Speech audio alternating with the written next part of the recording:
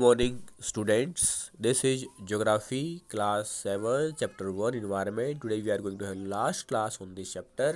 अब तक हमने समझा कि environment शब्द फ्रेंच भाषा के envirner शब्द से लिया गया है, जिसका अर्थ है नेबरहुड यानी आस पड़ोस।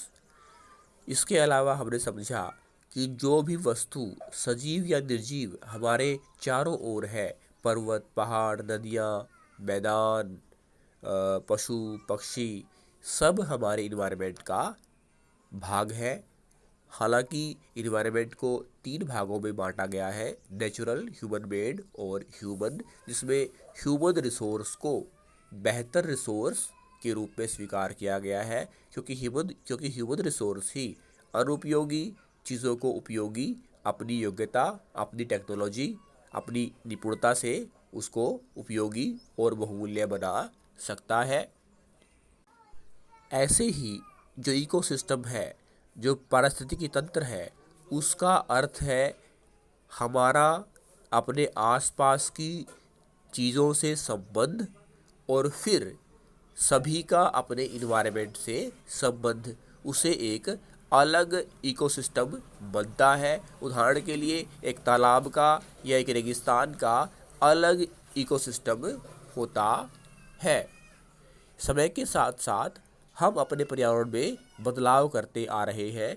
एक समय था जब आदि मानव अपने जीवन में बदलाव करता था, खुद को पर्यावरण में रहने योग्य बनाने के लिए। लेकिन आज तकनीक की सहायता से 21वीं शताब्दी में मानव अपने अनुसार अपने पर्यावरण में बदलाव करने जा रहा है।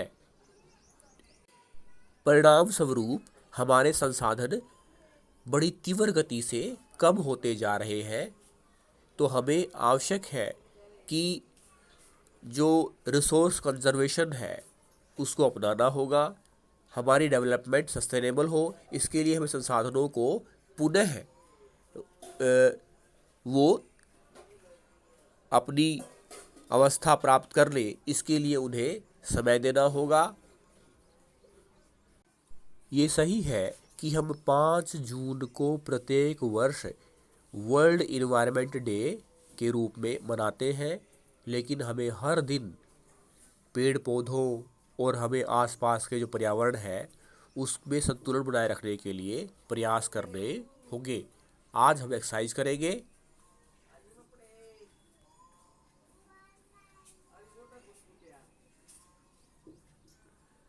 Which is not a natural ecosystem, इनमें से कौन सा प्राकृतिक पारिस्थितिकी तंत्र नहीं है। जो एक्वेरियम है वो प्राकृतिक पारिस्थितिकी तंत्र नहीं है। फॉरेस्ट और डेजर्ट तो नेचुरल इकोसिस्टम है। विच इज नॉट अ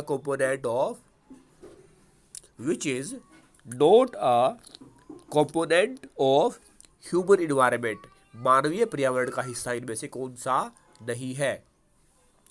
तो हम कहेंगे कि इनमें से जो लैंड है वो मानवीय पर्यावरण का हिस्सा नहीं है।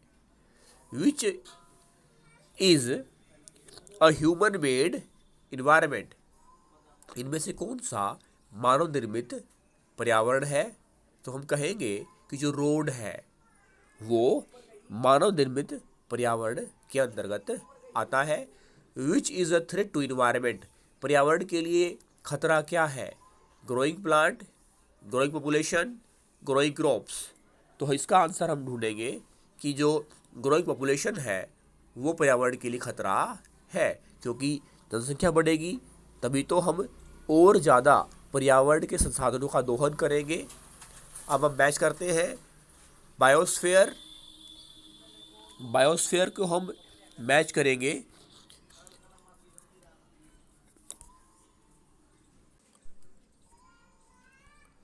Biosphere, a narrow zone where land, water and air interact. Atmosphere, blanket of air which surrounds the earth. Hydrosphere, domain of water. Environment, our surroundings.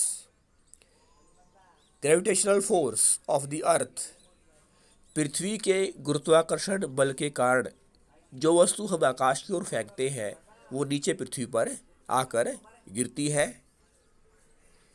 Relation between the organisms and there surroundings, जो जीवधारी है उनका आपस में संबंध और उन सब का अपने पर्यावरण के साथ संबंध एक इकोसिस्टम को जन्म देता है. उदाहरण के लिए रेगिस्तान का अलग और जो तालाब है उसका अलग इकोसिस्टम होता है. थैंक्स.